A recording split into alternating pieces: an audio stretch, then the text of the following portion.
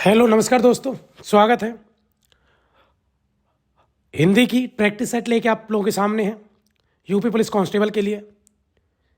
हिंदी के भैया 37 क्वेश्चन आने हैं और ये 74 मार्क्स कैरी करेंगे, तो बेहद इंपॉर्टेंट क्लास रहने वाली है। आपकी प्रैक्टिस कैसी है, आपकी तैयारी कैसी है, वो बिल्कुल आपको पता चलेगा प्रैक्टिस सेट के साथ, और निश्चित ही आपको सिलेक्शन में से बहुत मदद मिलने वाली है। तो शुरुआत करते हैं प्यारे बच्चों आज के पहले क्वेश्चन की। पहला क्वेश्चन क्या रहने वाला है? पहला क्वेश्चन है आप लोगों के सामने,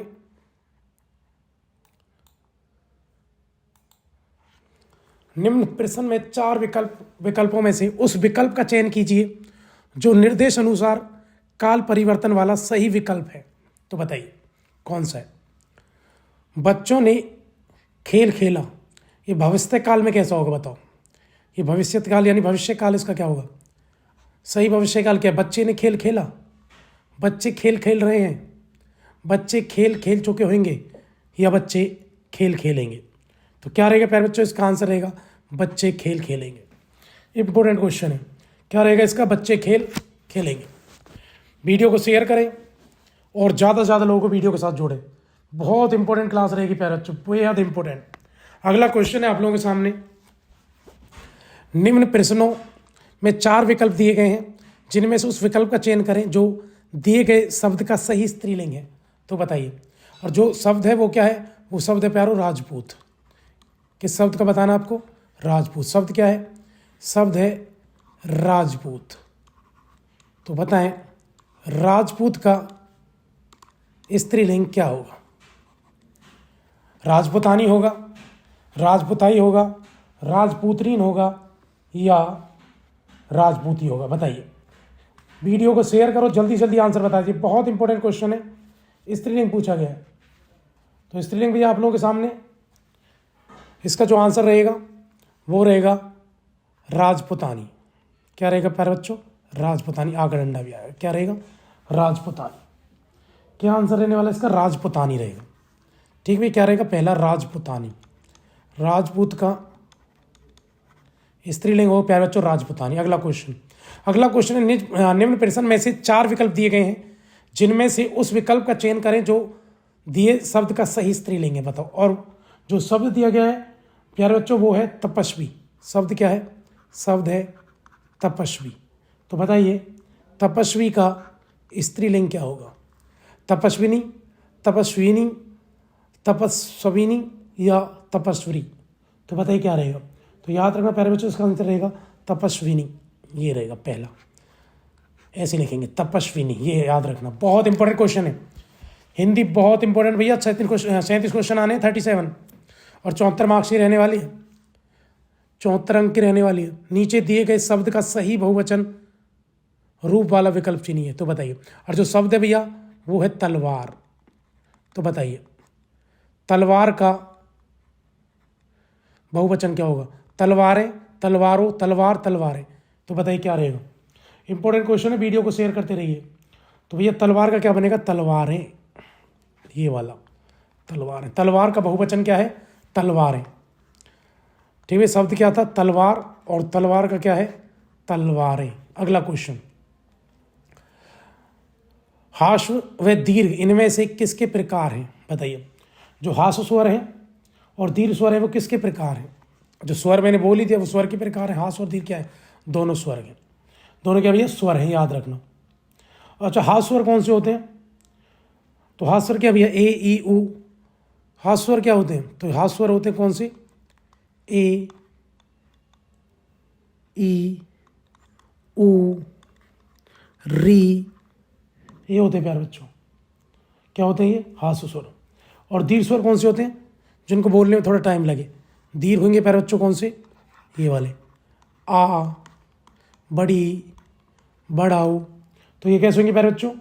ये होंगे। और भी देखो, आई, ये वाला, आई एडी वाला भी, आई एन, ओ, औ, ये सब क्या है?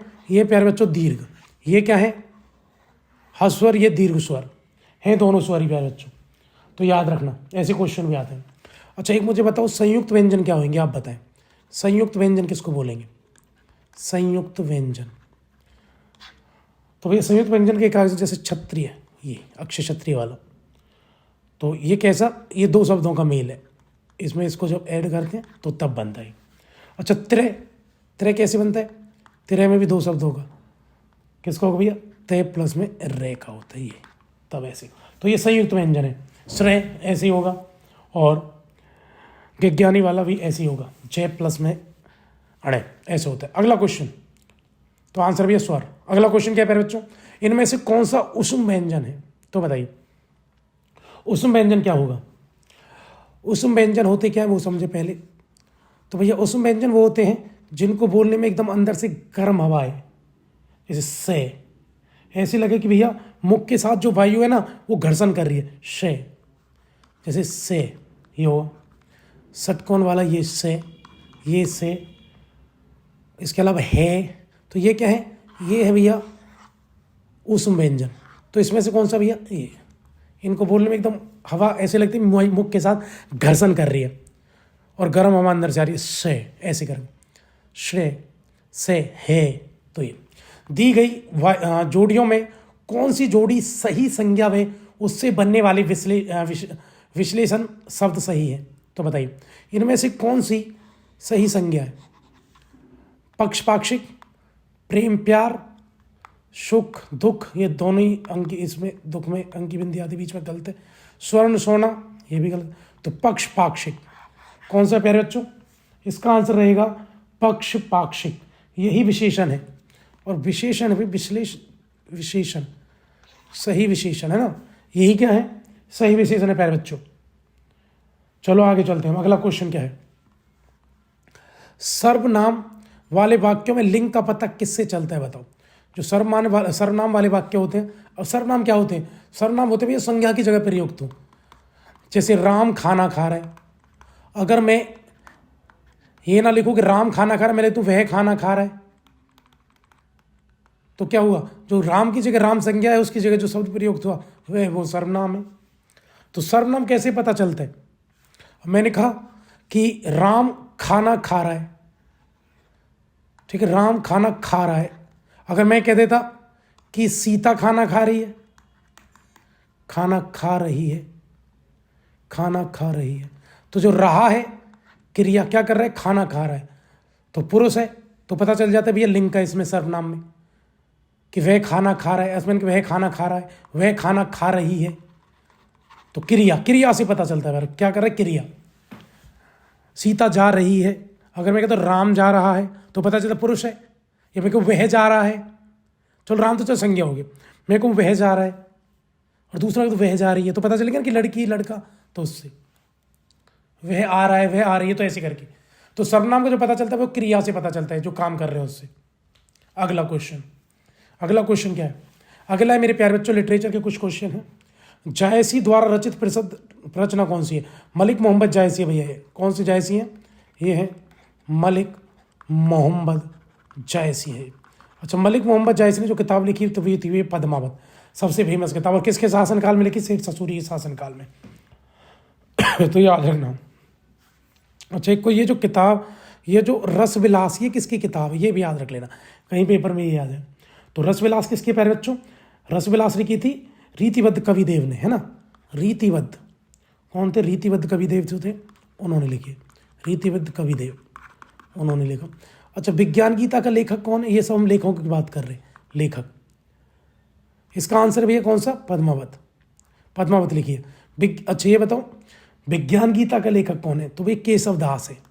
विज्ञान गीता किसने लिखी प्यारे बच्चों, केशव, नोट कर लेना ये चीज़ें बिल्कुल, जब भी हमारे लेक्चर लें आप लोग नोटबुक पेन लेके साथ बैठे। श्रृंगार लहरी क्या है, जो किताब है, ये इसका लेखक कौन है भैया, इसके लेखक थे जगन्नाथ रत्नाकर। कौन थे, जगन्नाथ रत्नाकर ने लिखी थी, जगन्नाथ रत्नाकर की किताब है प्यारे बच्चों, रत्नाकर, जगन्नाथ रत्नाकर। चलो, भारत दुर्दशा किस प्रसिद्ध लेखक द्वारा रचित उपन्यास है, तो बताइए भारत दुर्दशा किसने लिखा है।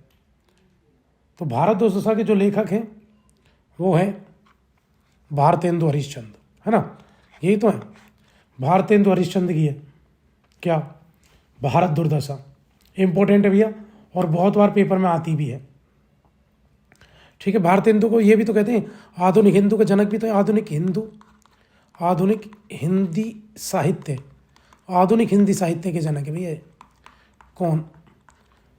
भारत हिंदू हरिश्चंद्र, प्यारे बच्चों याद रखना। और ये नहीं, और भी किताब है इनकी, हरिश्चंद्र की किताब और फेमस है जिसका नाम प्यारे अंधेरी नगरी, इन्हीं का है वो। श्री चंद्रावल, सत्य हरिश्चंद्र, ये भी तो इन्हीं की है।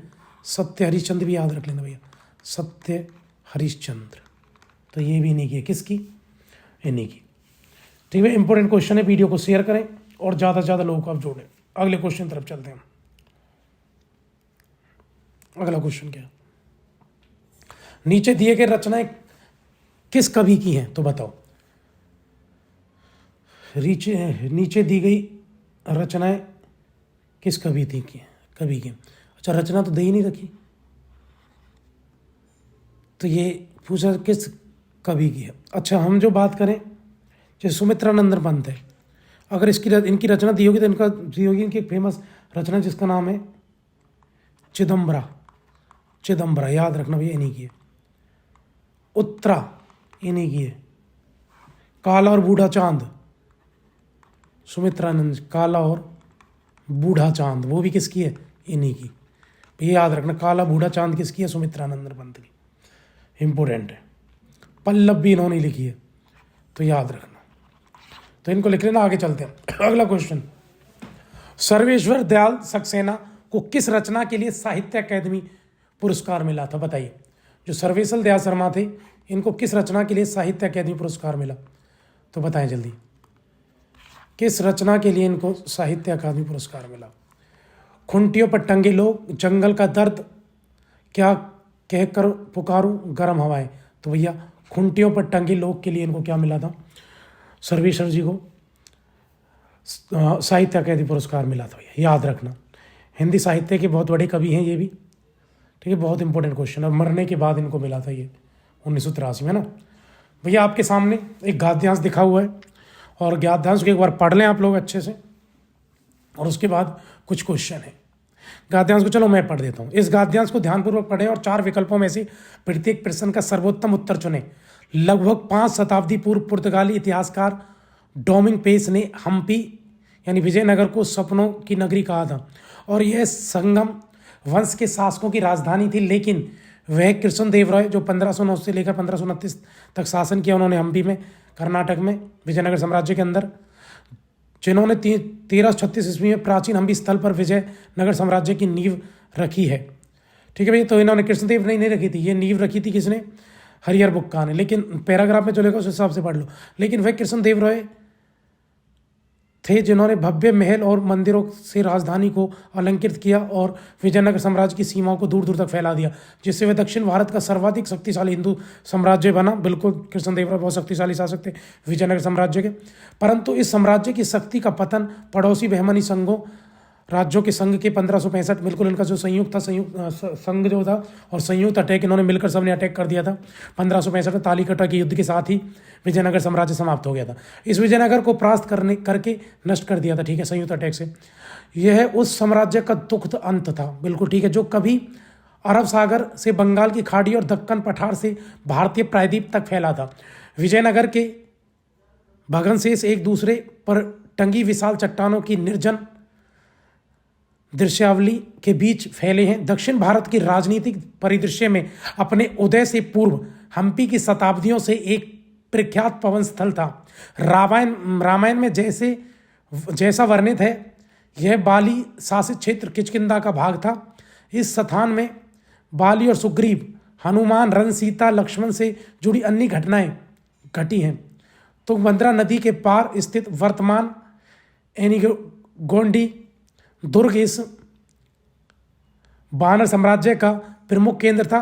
हम्पी के चट्टानी पर्वत जैसे हेमकूट पर्वत, मातंग पर्वत और माल्यवंत पर्वत का उल्लेख रामायण में मिलता है। तुंगभद्रा का प्राचीन नाम और पार्वती का नाम पंपा है, जिसने विरूपाक्ष रूपी शिव से विवाह किया था। इसी नाम पर इस नगरी का नाम पड़ा है। चलो भैया, चलो क्वेश्चन आप लोगों के सामने जो पैराग्राफ पढ़ा उसी को देखकर क्वेश्चन निकले। पहला क्वेश्चन, किष्किंधा का भाग किसके भाग का हिस्सा था? अभी हमने पढ़ा था। तो कौन थे शासक भैया? तो बताइए किसका भाग था? किष्किंधा भाग जो है किसके शासन का हिस्सा था? तो किष्किंधा पर कौन शासन कर रहे थे? बाली। बाली का शासन था ना? किसका था? बाली। बली नहीं, बाली। बाली बाली बाली का शासन था प्यार, याद रखना। किष्किंधा जो साम्राज्य वो किसका था? बाली का ही तो था। अभी हमने पढ़ा भी पैराग्राफ में। किसने हम्पी को सपनों की नगरी कहा है? तो भैया आपने देखा किसने कहा है? ये रहा, पुर्तगाली इतिहासकार है डोमिंग पेंस ने, इसी ने कहा है। और आपने पढ़ा कि किष्किंधा जो था वो किसकी थी? वो बाली की नगरी थी।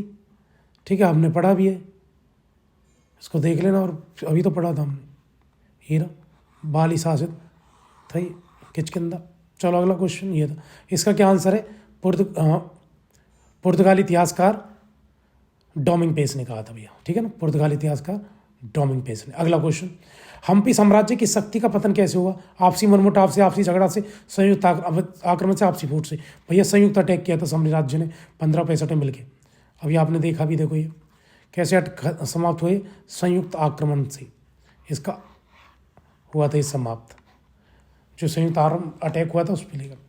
इन सब ने जो मिलकर हम्पी पर अटैक किया उससे, यानी हम विजयनगर साम्राज्य पर, ये सभी एक हुए थे। बहमनी, बरार, गोलकुंडा, वीदर, ये सब इकट्ठे हो गए थे। और 1565 में तालीकोटा युद्ध के साथ विजयनगर साम्राज्य का पतन हुआ था। विजयनगर के भग्न अवशेष कैसे की दृश्यमलावली के बीच फैले हैं? तो बताइए, जनशून्य के, भीड़ भाड़ के, सघन के, हरियाली के? भैया आज जनशून्य के बीच फैले हुए हैं। विरूपाक्ष का समानार्थी शब्द क्या है? विलक्षण नेत्रों वाला, निर्जन, गुस्सैल स्वैप। तो भैया विरूपाक्ष का अर्थ होता है विलक्षण नेत्रों वाला। निम्न 4 विरूपाक्ष जो शिव है भैया, कौन? शिव भगवान है ना, शिव भगवान का ही ये रूप है, शिव भगवान। कौन है प्यारे बच्चों? शिव भगवान। अगला क्वेश्चन, निम्न 4 विकल्पों में से उस सही विकल्प का चयन करें जो दिए गए पद्य के उचित अलंकार के रूप में सभी अच्छा विकल्प है। तो बताइए अलंकार कौन सा है इसमें? काली घटा का घमंड घटा। तो बताओ, यमक अलंकार, अतिशोक्ति अलंकार, उत्प्रेक्ष अलंकार या उपमा अलंकार? बताइए प्यारे बच्चों क्या आंसर रहेगा? वीडियो को शेयर करो जल्दी जल्दी, बहुत इंपॉर्टेंट क्लास चल रही है, बहुत इंपॉर्टेंट भैया। दिल्ली पुलिस के लिए, सॉरी यूपी पुलिस के लिए बहुत इंपॉर्टेंट क्लास है, सिलेक्शन पे बात है बिल्कुल। तो भैया क्या आंसर रहेगा इसमें? अलंकार आपको कौन सा दिख रहा है? तो भैया इसमें जो अलंकार है वो यमक अलंकार है। कौन सा? यमक अलंकार, याद रखना। कौन सा अलंकार है इसमें? इसमें है यमक अलंकार, ठीक भैया, तो याद रखना। अच्छा, इसमें ना ऐसा है कि एक शब्द ना 2 बार प्रयुक्त होता है, वो अलग अलग अर्थ देता है यमक अलंकार में, और चमत्कार उत्पन्न करता है। तो यहाँ घटा का मतलब कम हुआ, एक तो क्या है? घटा है यानी बादल है, और दूसरी घटा का संबंध है कम, ये घमंड कम हो गया, ये भी घटा मतलब कम, तो यमक अलंकार है भैया। जैसे लिखा है ना, काली घटा का घमंड घटा, है ना भैया। तो ये अतिशोक्ति अलंकार क्या होता है? इसमें क्या होता है भैया? अभी हमने बात की यमक में क्या होता है कि 2 जो शब्द है, एक ही शब्द 2 चीज़ों की ओर संकेत करेगा अलग अलग, और चमत्कार उत्पन्न। अतिशोक्ति किसी चीज़ को बढ़ा चढ़ा कर लिखना, बढ़ा चढ़ा कर लिखना, कि जैसे ही उसने किताब खोली पूरी किताब पढ़ डाली, तो ऐसे ऐसे होते हैं, ठीक है। एक और बड़ा फेमस है, हनुमान की पूंछ में आग लगने पाई, आग लंका सारी जल गई, निशाचर भाग गए, तो ऐसे करके ना। उत्प्रेक्ष अलंकार क्या होता है? तो उत्प्रेक्ष अलंकार भैया क्या होता है कि इसमें उपमेन और उपमान की ना समानता तुम्हें दिखती है ना, जैसे चित्रकूट जनु अचल अहेरी, तो ये ऐसे करके। उपमा अलंकार क्या होता है? उपमा अलंकार क्या होता है बच्चों? उपमा अलंकार तो भैया चरण करमल दो हरियाई, या हरिपद कोमल कमला, तो ऐसे करके। इसमें ना 2 चीज़ों की तुलना होती है। कैसी होती है इसमें? तुलना करेगी, आप दिखेगी आपको उपमा अलंकार में 2 वस्तुओं की तुलना, जैसे हरिपद कोमल कमल, तो ऐसे हरिपद के चरण भी कोमल है और कमल जैसे, ऐसे करके 2 चीज़ों की, कमल की और हरि की पैरों की, या हरि कौन? भगवान के पैरों की कल्पना है। अगला क्वेश्चन, निम्न प्रश्न के विकल्पों में से उस सही विकल्प का चयन करें जो रेखांकित शब्द के सही अवयव का भेद हो। बताइए, दरवाजे के बाहर कोई खड़ा है, तो बताओ ये क्या दिखाना चाह रहा है? रेखांकित किस शब्द की ओर कर रहा है? समुच्चय बोधक अवयव है, विषयवादी बोधक है, संबंध बोधक है, या निपात है? तो बताइए क्या है? तो भैया संबंध। इसमें दरवाजे के बाहर खड़ा है, दरवाजे से लगा खड़ा है, ऐसे करके ना, खिड़की के से लगा खड़ा है, खिड़की के बाहर खड़ा है, तो संबंध दिखाया गया। तो क्या है? संबंध अवयव है प्यारे बच्चों। निम्न प्रश्न में विकल्पों में से उस सही विकल्प का चयन करें जो अशुद्ध वाक्य का सबसे शुद्ध रूप में सबसे सही विकल्प है। बताइए इनमें से कौन सा सही शब्द है, बिल्कुल सही वाक्य है। मैं गांव जाना है, गलत है। मुझे गांव जाना है, मेरे को गांव जाना है, मेरे को गांव जाना है, तो भैया इसका सही विकल्प है मुझे गांव जाना है। आप भले ही बोलते हैं मेरे को गांव जाना है, लेकिन गलत होता है वो। मुझे गांव जाना है बिल्कुल सही शुद्ध रूप इसमें से। छंद में प्रयुक्त अक्षर को क्या कहते हैं बताइए? व्यंजन कहते हैं, चरण कहते हैं, मात्रा कहते हैं, वर्ण कहते हैं। बताइए छंद में जो प्रयुक्त होता है उसको क्या कहते हैं? तो भैया छंद में होता है ना वो वर्ण होता है। छंद में जो प्रयुक्त होते हैं वर्ण। छंद में क्या होते हैं भैया? वर्ण प्रयोग होते हैं प्यारे बच्चों। बहुत इंपॉर्टेंट क्वेश्चन है। अगला क्वेश्चन, निम्न प्रश्नों में 4 विकल्पों में से उस विकल्प का चयन करें जो दिए गए मुहावरों का सही अर्थ विकल्प है। तो बताइए लोहा मानना, बताओ क्या है? मूर्ख बनाना है, प्रभाव मानना है, हार मानना है, लाभ उठा प्रभाव मानना। क्या ना, हमने उसका लोहा मान लिया, उसका प्रभाव मान लिया कि हाँ भाई कोई है, ऐसे करके, है ना। लोहा मानना क्या है? किसी भी चीज़ का प्रभाव मानना। ठीक है, तो याद रखना, बहुत इंपॉर्टेंट है, किसी भी चीज़ का प्रभाव मानना। कि विराट कोहली की बैटिंग का लोहा माना जाता है ना, ऐसे कर प्रभाव माना जाता है। रोहित के छक्कों का प्रभाव माना जाता है। रसों का राजा किस रस को माना जाता है बताओ? करुण रस, श्रृंगार रस, वीर रस या हास रस? तो रसों का राजा कौन है? तो रसों का राजा होगा प्यारे मेरे श्रृंगार रस। श्रृंगार रस, रसों का राजा कहता है श्रृंगार रस। एकदम श्रृंगार रस होता है ना कि एकदम खूबसूरत चीज़, किसी की तारीफ, तो वैसे करके श्रृंगार रस होता है। अगला, तो रसों का राजा श्रृंगार, जितने भी रस है करुण रस, श्रृंगार, इसमें रसों का राजा क्या? श्रृंगार रस। अगला क्वेश्चन, निम्न प्रश्न में 4 विकल्पों में से उस सही विकल्प का चयन कीजिए जो निर्देश अनुसार वाक्य परिवर्तन वाला सही विकल्प है। तो भाई कर्म वाच्य इनमें से कौन सा है? आप इस किताब को पढ़े हैं, इसका बताओ क्या होगा? कर्म वाच्य।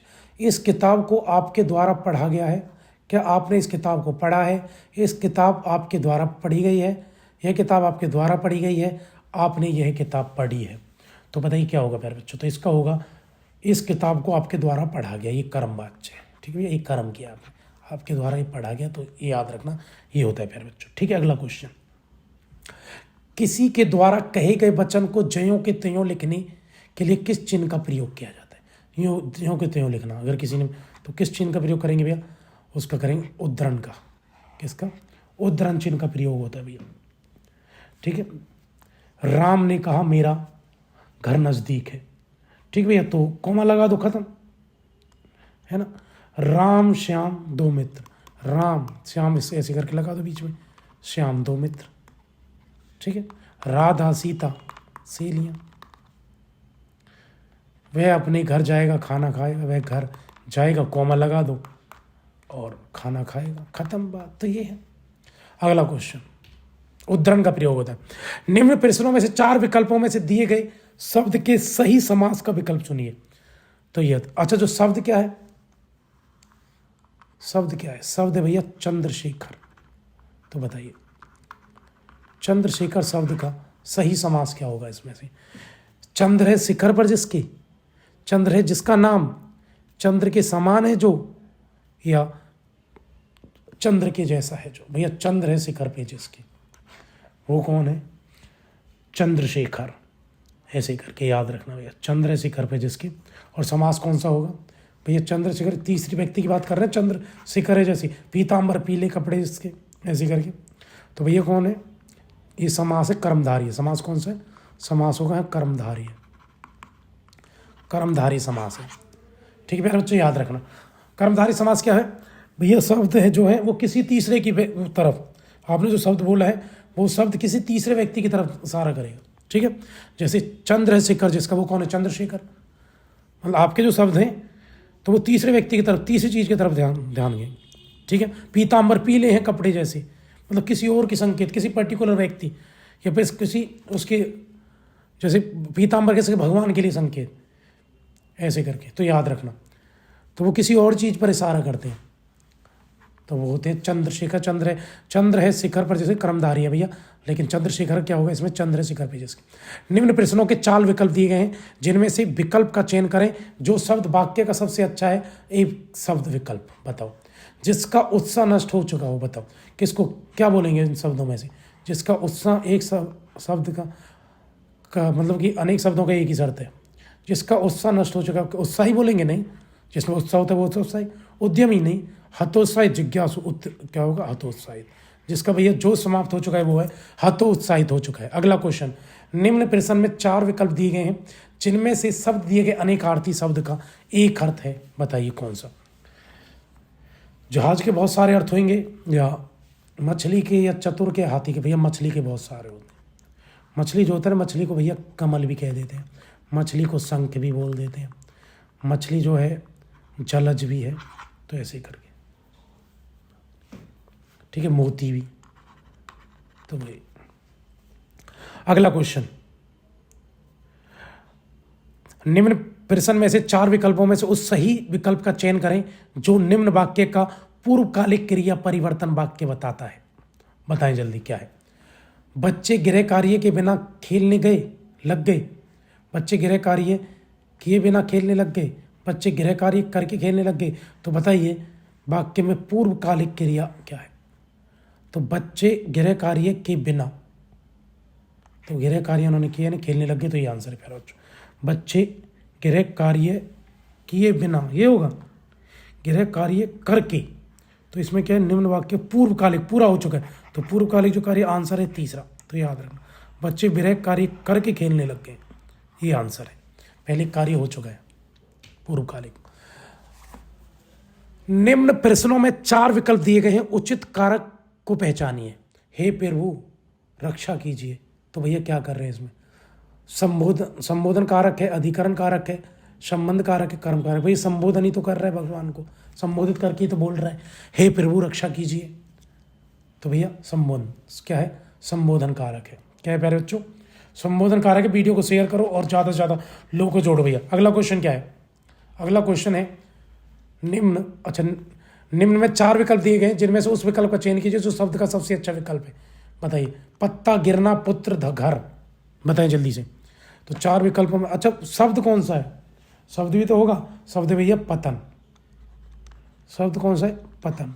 तो बताइए पतन शब्द का सबसे अच्छा विकल्प कौन सा है। पत्ता है, गिरना है, पूर्ण है, तो भैया पतन का है गिरना। मुगल साम्राज्य का पतन हो गया, मुगल साम्राज्य गिर गया पूरा पूरा, पतन का होता है भैया गिरना। अगला, निम्न प्रश्न में 4 विकल्पों में से उस विकल्प का चयन करें जो दिए गए शब्द का सही अर्थ वाला शब्द है। तो बताइए नाश का, नाश का इनमें से क्या होगा, तबाही होगा, उत्कर्ष होगा, उत्थान होगा, या नवीन होगा। तो भैया क्या होगा, तबाही होगा मेरे प्यारे बच्चों। क्या होगा, तबाही। उत्कर्ष को और क्या बोलते हैं, इसका प्रकृति होगा, समानार्थक है ना। उत्थान हो गया, उत्थान, उत्कर्ष का ही क्या है, उत्थान भी इसी का ही है, समानार्थी है ना भैया। अबुद्धे, उन्नति, सब ये एक ही बात है। अब नवीन में क्या, नया है, नब्बे है, ये समानार्थी शब्द है इसके। आधुनिक है, अर्वाचीन है, न्यूतन है, ये सब नवीन शब्द होते हैं। अगला क्वेश्चन इसी के समानार्थी है। लेकिन नाश का क्या है, तबाही। निम्न प्रश्न में या विनाश भी होता है भैया, नष्ट भी होता है, ध्वस्त भी होता है, ऐसे बहुत सारे हुए।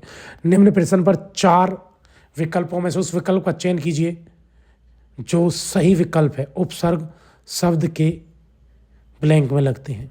तो वो उपसर्ग कहाँ लगते हैं, कहने का मतलब वाक्य में जो उपसर्ग होते हैं वो कहाँ होते हैं, अंत में होते हैं, आरंभ में होते हैं, क्रिया में होते हैं, या आष्ट में होते हैं।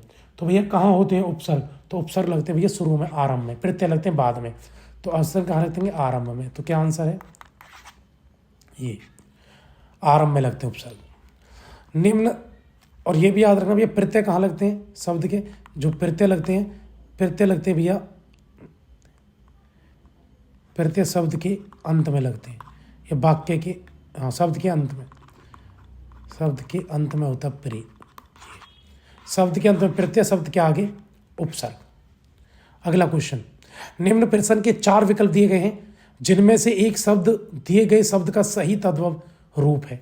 बताइए शब्द कौन सा है, शब्द है भैया कपोत। तो कपोत क्या होता है, गाल होता है, कबूतर होता है, काम होता है, काज होता है, कपूत होता है भैया कबूतर। कपूत किसका तद्भव है? मैं कपूत का तद्भव क्या है? कबूतर। कपूत तत्सम है, कबूतर इसका क्या है? तो सही तद्भव रूप है कपूत का कबूतर। तो याद रखना भैया, कपूत का क्या है? कबूतर है प्यारे बच्चों, याद रखना इंपॉर्टेंट है। अगले क्वेश्चन तरफ चलेंगे। निम्न प्रश्न में 4 विकल्प दिए गए हैं, तो इनमें से प्रत्यय नहीं लगा। तो इनमें से प्रत्यय नहीं लगा हुआ है, प्रत्यय नहीं बना हुआ है, कौन सा? चिकनाहट। तो चिकना प्लस में आठ, तो चिकना इसमें है तो सही, इसमें तो है। चांदनी, चांद प्लस में उसके अंदर तो चांदनी भी है इसमें। खटास, खट्टा प्लस में सही। बखूबी इसमें नहीं है, बखूबी में क्या होगा? कोई सब थोड़ी होगा। आंसर क्या होगा? इनमें नहीं है भैया प्रत्यय, बाकी समय प्रत्यय लगा हुआ है। अगला क्वेश्चन, निम्न प्रश्न में 4 विकल्पों में से उस विकल्प का चयन कीजिए जो सही संधि विच्छेद वाला विकल्प है। तो भैया बताइए, उल्लास का सही संधि विच्छेद क्या होगा? उत प्लस में लास, उल प्लस में लास, उल प्लस में आस, उल प्लस में आलस। तो ये क्या होगा? उत प्लस में लास। तो उल्लास का सही संधि विच्छेद कैसे होता है भैया? तो वो होता है उत प्लस लास, पहला, ये होगा उल्लास। ठीक है भैया, तो क्या होगा? पहला।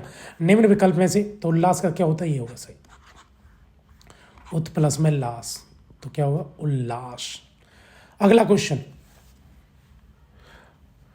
हालत भी लगे इधर इधर। ठीक, अगला क्वेश्चन, निम्न प्रश्न के 4 विकल्प में से दिए गए शब्द के विपरीत अर्थ वाला विकल्प चुने। संयोग, संयोग का विपरीत क्या होगा?